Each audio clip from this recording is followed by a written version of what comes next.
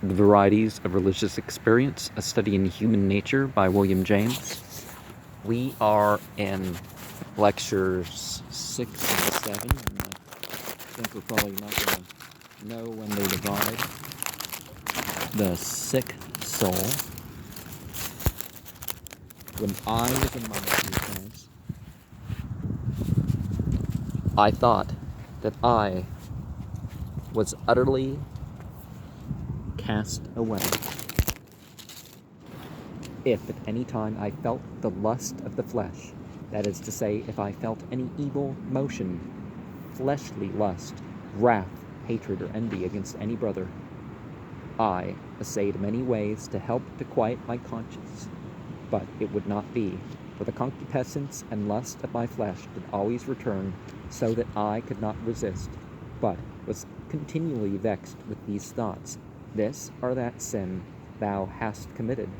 Thou art infected with envy, with impatiency, and such other sins. Therefore thou art entered into this holy order in vain, and all thy good works are unprofitable.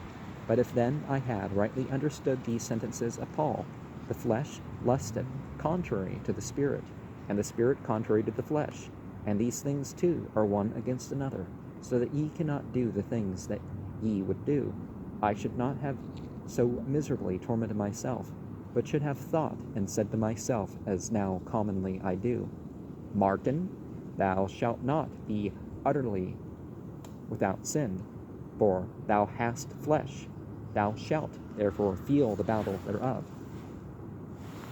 Now, there's mistakes that aren't moral, but if you say that sin is a chosen mistake, then flesh and choosing the wrong aren't the same thing.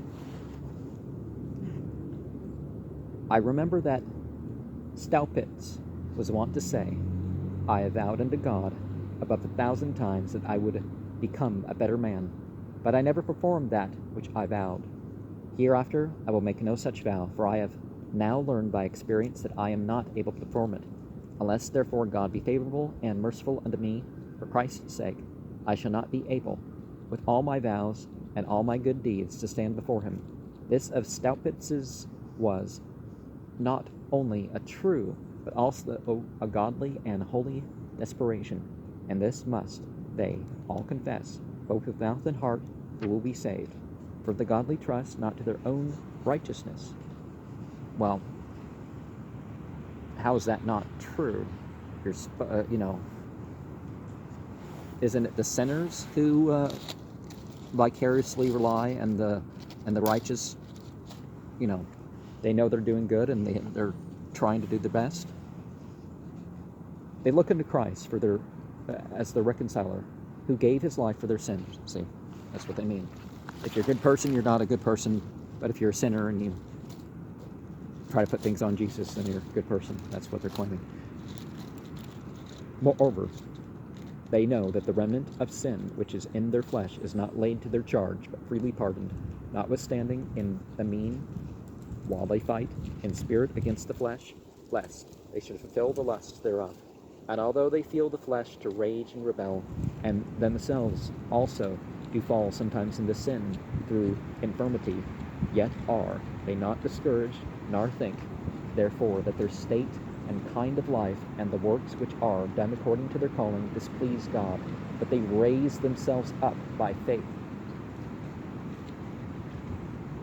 And that's from Commentary on Galatians, Philadelphia, 1891, page 510 to 514, abridged. One of the great heresies for which the Jesuits got that spiritual genius, Molinas,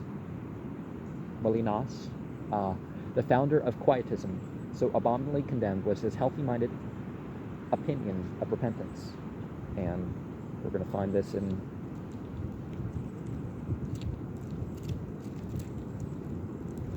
Molinas' Spiritual Guide, Book 2, chapters 17 and 18, abridged.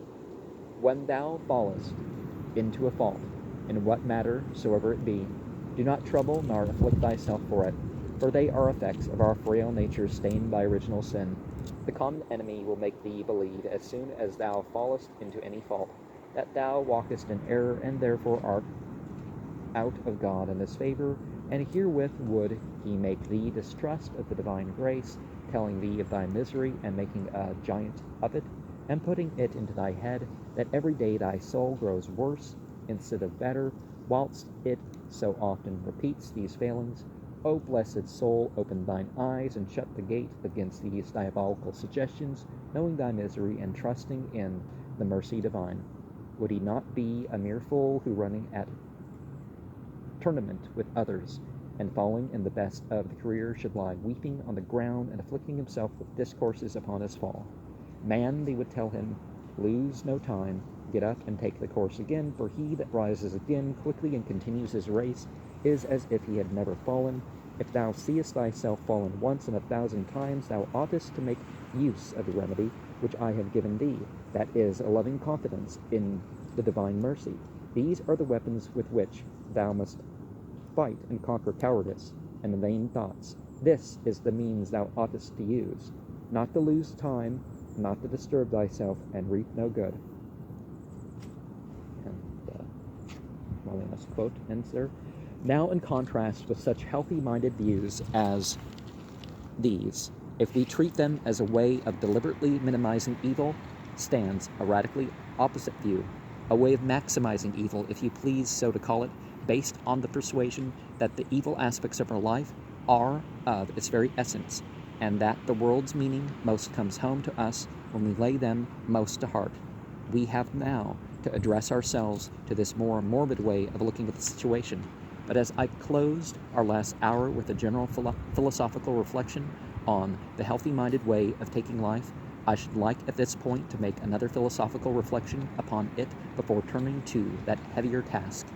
You will excuse the brief delay if we admit that evil is an essential part of our being and the key to the interpretation of life. We load ourselves down with the difficulty that has always proved burdensome in philosophies of religion. Theism, whenever it has erected itself into a systematic philosophy of the universe, has shown a reluctance to let God be anything less than all in all. In other words, philosophic theism has always shown a tendency to become pantheistic and monistic, and to consider the world as one unit of absolute fact, and this has been at variance with popular or practical theism, which latter has ever been more or less frankly pluralistic, not to say polytheistic, and shown itself perfectly well satisfied with a universe composed of many original principles, provided we be only allowed to believe that the divine principle remains supreme and that the others are subordinate. In this latter case, God is not necessarily responsible for the existence of evil. He would only be responsible if it were not finally overcome. But on the monistic or pantheistic view, evil, like everything else, must have its foundation in God, and the difficulty is to see how this can possibly be the case if God be absolutely good. This difficulty faces us in every form of philosophy in which the word appears as one flawless unit of fact. Such a unit is an individual, and in it the worst parts must be essential as the best must be as necessary to make the individual what he is, since if any part, whatever, in an individual were to vanish or alter, it would no longer be that individual at all.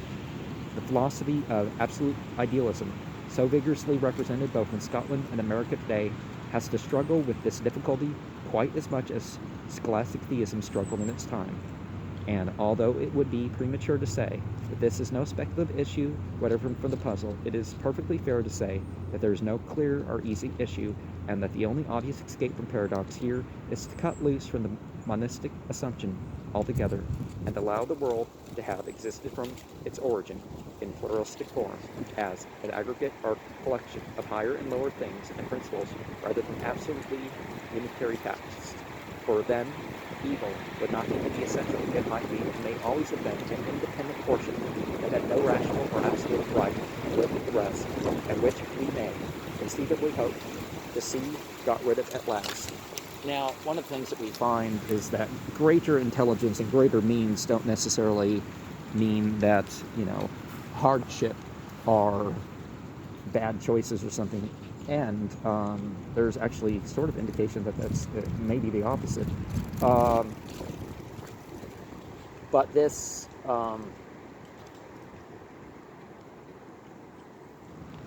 extreme view per se. That it's what the Buddhists mean when they say all is impermanent, all is without a self. Well, there's different words for self. So the living being per se, you can say if living being exists, but this the slate, the Atman and all that, there may be no Atman. There may be no. The ego, all that can be a changing thing without losing one's being per se. But your sense of identity inevitably changes. Now the gospel of healthy-mindedness, as we have described it, casts its vote distinctly for this pluralistic view, whereas the monistic philosopher finds himself more or less bound to say, as Hegel said, that everything actual is rational, and that evil is as an element dialectically required. It must be pinned in and kept and consecrated and have a function awarded to it. In the final system of truth, healthy-mindedness refuses to say anything of the sort. Evil, it says, is emphatically irrational and not to be pinned in, are preserved, are consecrated in any final system of truth. Well, how can we deny that people don't make those choices or something, but are other beings, but there's different types of rationale, of course. And are you going to use the philosophy of any type towards good or evil? Because philosophy is not quotes. People talk about philosophy as quotes, but I say this in spite of the monistic utterances of many mind cure writers, for these utterances are really inconsistent with their attitude towards disease. It can easily be shown not to be logically involved in the experiences of union with a higher presence with which they connect themselves. The higher presence, namely, need not be the absolute whole of things, but is quite sufficient for the life of religious experience to regard it as a part, if not only it be the most ideal part.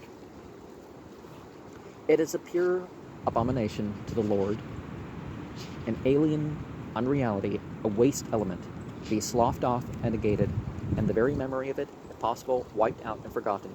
The ideal, so far from being co-extensive with the whole actual, is a mere extract from the actual, marked by its deliverance from all contact with this diseased, inferior, and excrementuous stuff. Here we have the interesting notion, fairly and squarely presented to us, of there being elements of the universe which may make no rational whole in conjunction with the other elements, and which, from the point of view of any system which those other elements make up, can only be considered so much irrelevance and accident, so much dirt, as it were, and matter out of place. I ask you now not to forget this notion, for although most philosophers seem either to forget it or to disdain it too, much ever to mention it, I believe that we shall have to admit to ourselves in the end as containing an element of truth. The mind cure gospel thus once more appears to us as having dignity and importance. We have seen it to be a genuine religion and no mere silly appeal to imagination to cure diseases. We have seen its method of experimental verification to be not unlike the method of all science. And now here we find mind cure as the champion of a perfectly definite conception of the metaphysical structure of the world. I hope that, in view of all this, you will not regret my having pressed it upon your attention at such length. Now let us now say goodbye for a while to all this way of thinking, and turn towards those persons who cannot so swiftly throw off the burden of the consciousness of evil.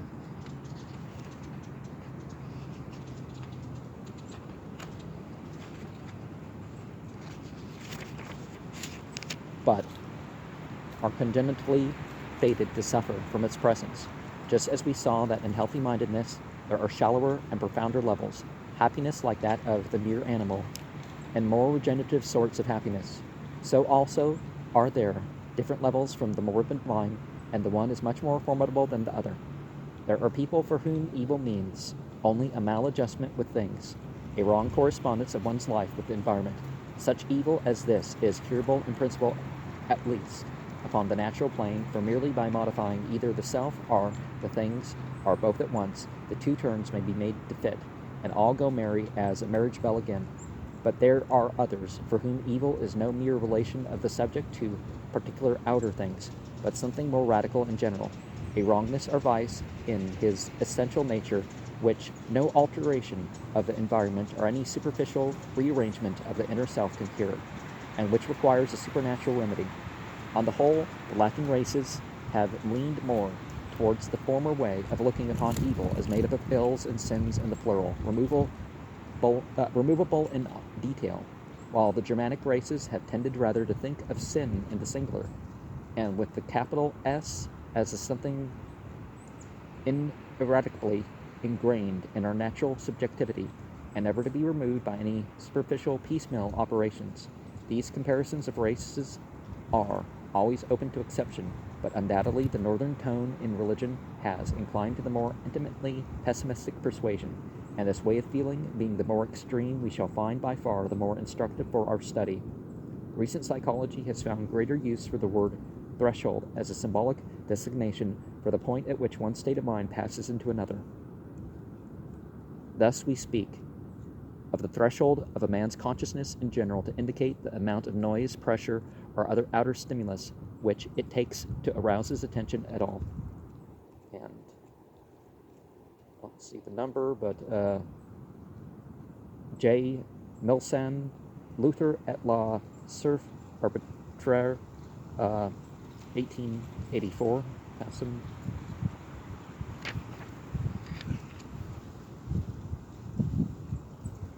See also right. One with a high threshold will doze through an amount of racket by which one with a low threshold would be immediately waked. Similarly, when one is sensitive to small differences in any order of sensation, we say he has a low difference threshold. His mind easily steps over to it in the consciousness of the differences in question. And just so we might speak of a pain threshold, a fear threshold, a misery threshold, and find it quickly overpassed by the consciousness of some individuals, but lying too high in others to be often reached by the consciousness. The sanguine and healthy-minded live habitually on the sunny side of the misery line. The depressed and melancholy live beyond it. In darkness and apprehension, there are men who seem to have started in life with a bottle or two of champagne inscribed to their credit, whilst others seem to have been born close to the pain threshold, which the slightest irritants fatally send them over. Does it not appear as if one who has lived more habitually on one side of the pain threshold might need a different sort of religion from one who has habitually lived on the other? While the psychological and material situation certainly would reflect even universal religious principles a little bit different. This question of the relativity of different types of religion to different types of need arises naturally at this point, and will become a serious problem ere we have done. But before we confront it in general terms, we must address ourselves to the unpleasant task of hearing what the sick souls, as we may call them in contrast to the healthy-minded, have to say of the secrets of their prison house, their own peculiar form of consciousness. Let us then resolutely turn our backs on the once born and their sky-blue optimistic gospel. Let us not simply cry out, in spite of all appearances, hurrah for the universe. God's in his heaven, all right, with the world. Let us see, rather, whether pity, pain, and fear, and the sentiment of human helplessness may not open a profounder view and put into our hands a more complicated key to the meaning of the situation. To begin with, how can things so insecure as the successful experiences of this world afford a stable anchorage? A chain is no stronger than its weakest link, and life is, after all, a chain. In the healthiest and most prosperous existence, how many links of illness, danger, and disaster are always interposed, unsuspectedly, from the bottom of every fountain of pleasure. As the old poet said, something bitter rises up, a touch of nausea, a falling dead of the delight, a whiff of melancholy, things that sound a knell. For fugitive as they may be, they bring a feeling of coming from a deeper region, and often having an appalling convincingness. The buzz of life ceases at their touch, as a piano string stops sounding when the damper falls upon it. Of course, the music can commence again and again and again at intervals, but with this, healthy-minded consciousness is left with an irremediable sense of precariousness. It is a bell with a crack. It draws its breath on sufferance, and by an accident. even if we suppose a man so packed with healthy-mindedness as never to have experienced in his own person any of these sobering intervals, still if he is a reflecting being, he must generalize and class his own lot with that of others, and doing so, he must see that his escape is just a lucky chance and no essential difference. He might just as well have been born to an entirely different fortune, and then, indeed, the hollow security. What kind of frame of things is it of which the best you can say is, thank God it has let me off clear this time? Is not its blessedness a fragile fiction?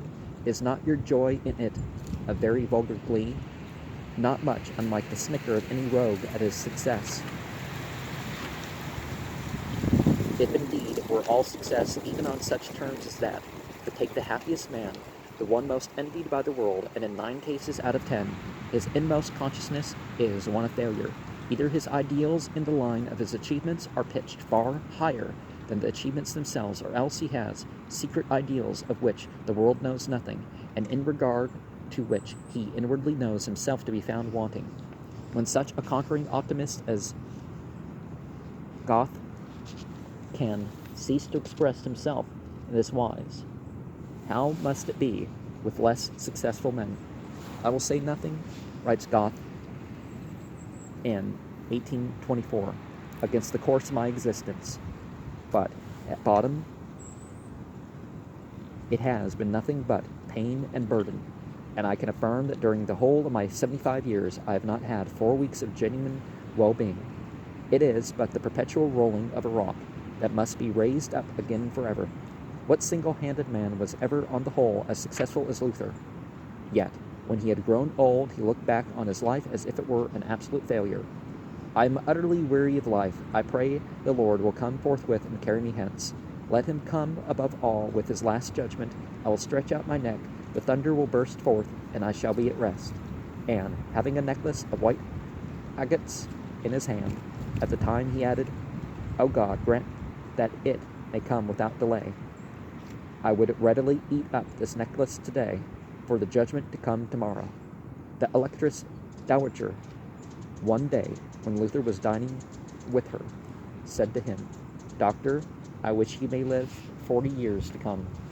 Madame, replied he, rather than live 40 years more, I would give up my chance of paradise. And honestly, be careful with that sort of stuff.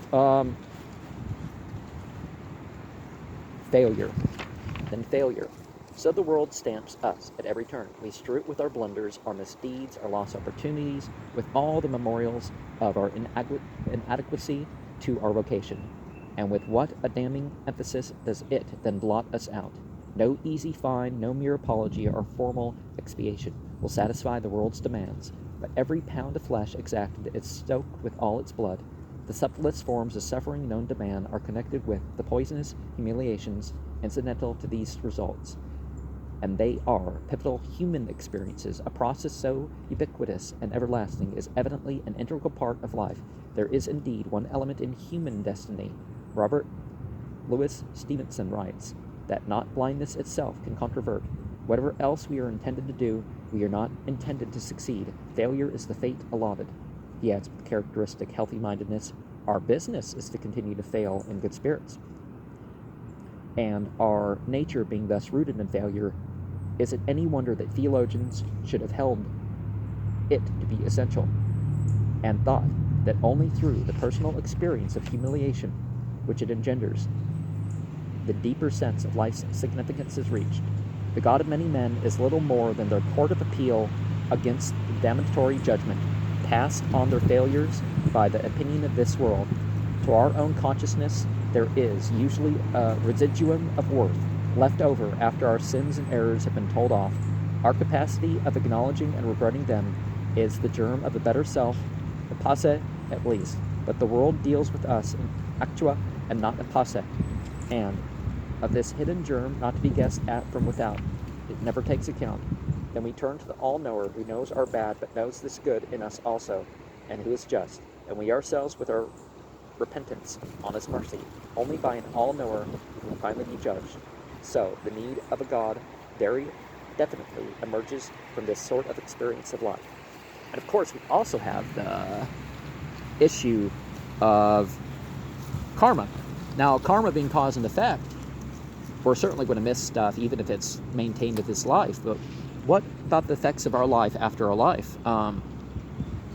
We can't be our own judge there. We have to wait for all the witnesses to come forward, don't we? But this is only the first stage of the world sickness. Make the human being's sensitiveness a little greater, carry him a little farther over the misery threshold, and the good quality of the successful moments themselves, when they occur, is spoiled and vitiated. All natural goods perish. Riches take wings, fame is a breath, love is a cheat, youth and health and pleasure vanish. Can things whose end is always dust and disappointment be the real goods which our souls require? Back of everything is the great specter of universal death, the all-encompassing blackness. And there's a quote, but there's not a thing. Or, what profit hath a man of all his labor which he taketh under the sun? I looked on all the works that my hands had wrought, and behold, all was vanity and vexation of spirit. For that which befalleth the sons of men befalleth beasts. As the one dieth, so dieth the other. All are of the dust, and all turn to dust again. ... The dead know not anything, neither have they any more of reward, for the memory of them is forgotten. Also their love and their hatred and their envy is now perished. Neither have they any more a portion forever in anything that is done under the sun. Truly the light is sweet, and a pleasant thing it is for the eyes to behold the sun. But if a man live many years and rejoice in them all, yet let him remember the days of darkness, for they shall be many. Something from the Bible. Is it Lamentations? Ecclesiastes? What is it? It's not. In short, life and its negation are beaten up inextricably together. But if the life be good and the negation of it must be bad, yet the two are equally essential facts of existence, and all natural happiness thus seems infected with a contradiction. The breath of the sepulchre surrounds it. To a mind attentive to this state of things and rightly subject to the joy-destroying chill which such a contemplation engenders, the only relief that healthy-mindedness can give is by saying stuff and nonsense. Get out into the open air, or cheer up, old fellow. You have to be all right ere long, if you will only drop your morbidness. But in all seriousness, can such bald animal talk as that be treated as a rational answer to ascribe religious value to mere happy-go-lucky contentment with one's brief chance at natural good is but the very consecration of forgetfulness and superficiality? Our troubles lie, indeed, too deep for that cause, for that cure. The fact that we can die, that we can be ill at all, is what perplexes us. The fact that we can now, for a moment, live and are well is irrelevant to that perplexity. We need a life not correlated with death, a health not liable to illness, a kind of good that will not perish, a good, in fact, that lies beyond the goods of nature. It all depends on how sensitive the soul may become to discords. The trouble with me is that I believe too much in common happiness and good, said a friend of mine whose consciousness was of this sort, and nothing can console me for their transiency. I am appalled and disconcerted at its being possible, and so with most of us a little cooling down of animal excitability and instinct, a little loss of animal toughness, a little irritable weakness, and descent of the pain threshold will bring the worm at the core of all our usual springs of delight into full view and turn us into melancholy metaphysicians. The pride of life and the glory of the world will shrivel. It is, after all, but the standing quarrel of hot youth and hoary eld. Old age has the last word. The purely naturalistic look at life, however enthusiastically it may begin, is sure to end in sadness. This sadness lies at the heart of every merely positivistic, agnostic, or naturalistic scheme of philosophy. Let sanguine healthy-mindedness do its best, with its strange power of living in the moment and ignoring and forgetting. Still, the evil background is really there to be thought of, and the skull will grin in at the banquet. In the practical life of the individual, we know how his whole gloom or glee about any present fact depends on the remoter schemes and hopes with which it stands related. Its significance and framing give it the chief part of its value. Let it be known to lead nowhere, and however agreeable it may be in its immediacy, its glow and gilding vanish. The old man sick with an insidious internal disease may laugh and quaff his wine at first as well as ever, but he knows his fate now, for the doctors have revealed it, and the knowledge knocks the satisfaction out of all these functions. They are partners of death, and the worm is their brother, and they turn to a mere flatness. And of course, as one gets older or feebler or sicker or whatever, one's ability to endure the effects of some of the vices of life kind of build up. And honestly, a lot of people, when they quit some of the luxuries, we'll call them, end up living longer. But the luster of the present hour is always borrowed from the background of possibilities it goes with.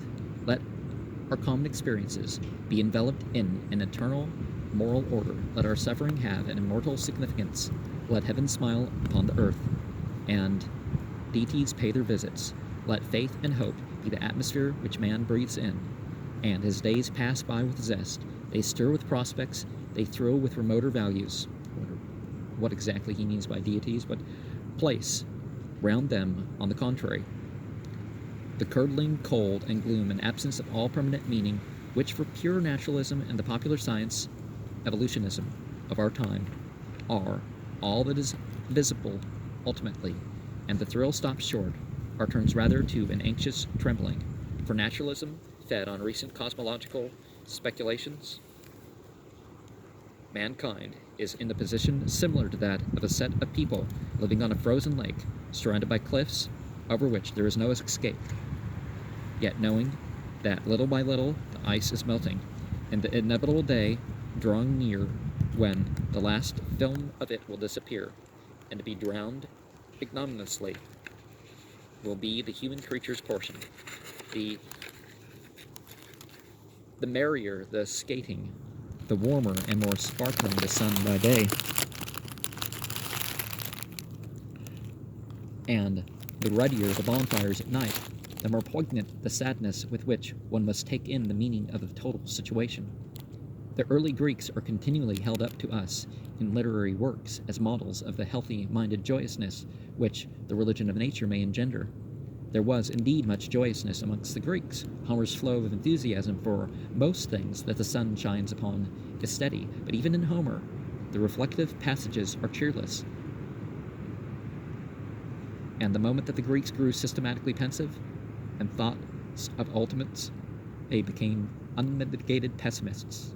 And we can look at the Iliad, 17, page 446. Nothing, then, is more wretched anywhere than a man of all that breathes and creeps upon the earth. And we can see Theognis, 425, 428. The best of all, for all things upon earth, is not to be born, nor to behold the splendors of the sun. Next best to traverse, as soon as possible, the gates of Hades. See also the almost identical passage in Oedipus in Colonus, 1225. The anthology is full of pessimistic utterances. Naked came I upon the earth, naked I go below the ground. Why then do I vainly toil when I see the end naked before me? How did I come to be? Whence am I? Wherefore did I come? To pass away? How can I learn aught when not I know? Being not, I came to life. Once more shall I be what I was. Nothing and nothingness is the whole race of mortals. For death we are, all cherished and fattened, like a herd of dogs that is wantonly butchered. The difference between Greek pessimism and the Oriental and modern variety is that the Greeks had not made the discovery that the pathetic mood may be idealized and figure as a higher form of sensibility. Their spirit was still too essentially masculine for pessimism to be elaborated or lengthily dwelt on in their classical literature. They would have despised a life set wholly in a minor key, and summoned it to keep within the proper bounds of lachrymosity. Well, rock and roll can kind of sound, being played in a minor key can not, can actually cheer one up, but the discovery that the enduring emphasis, so far as this world goes, may be laid on its pain and failure was reserved for races more complex and, so to speak, more feminine than the Hellenes had attained to being in the classical period. But all the same was the outlook of those Hellenes blackly pessimistic. The jealousy of what they called gods, the nemesis that follows too much happiness, the all-encompassing death, fate's dark opacity, the dark opacity, the ultimate and unintelligible cruelty, were the fixed background of their imagination. The beautiful joyousness of their polytheism is only a poetic modern fiction. They knew no joys comparable in quality of preciousness to those which we shall ere long see that the Brahmins, Buddhists, Christians, Muslimin, twice-born people whose religion is non-naturalistic get from their several creeds of mysticism and renunciation. And we can also kind of say that maybe they weren't, not everybody was anti-nature, certainly not the way Christianity is, or different from the, Stoic insensibility and the Epicurean resignation were the farthest advance which the Greek mind made in that direction. The Epicurean said, "Seek not to be happy, but rather to escape unhappiness. Strong happiness is always linked with pain. Therefore hug the safe shore, and do not tempt the deeper raptures. Avoid disappointment by expecting little, and by aiming low, and above all do not fret." The Stoic said, "The only genuine good that life can yield a man is the free possession of his own soul. All other goods are lies. Each of these philosophies is in its degree a philosophy of despair in nature's boons. Trustful self-abandonment to the joys that freely offer has entirely departed from both Epicurean and Stoic, and what each proposes is a way of rescue from the resultant dust and ashes state of mind. The Epicurean still awaits results from economy of indulgence and damping of desire. The Stoic hopes for no results and gives up natural good altogether. There is dignity in both these forms of resignation. They represent distinct stages in the sobering process which man's primitive intoxication with sense happiness is sure to undergo. In the one the hot blood has grown cool, and in the other it has become quite cold. And although I have spoken of them in the past tense as if they were merely historic, yet Stoicism and Epicureanism will probably be to all time typical attitudes marking a certain definite stage accomplished in the evolution of the world sick soul. We'll have to get to the comment of that in the next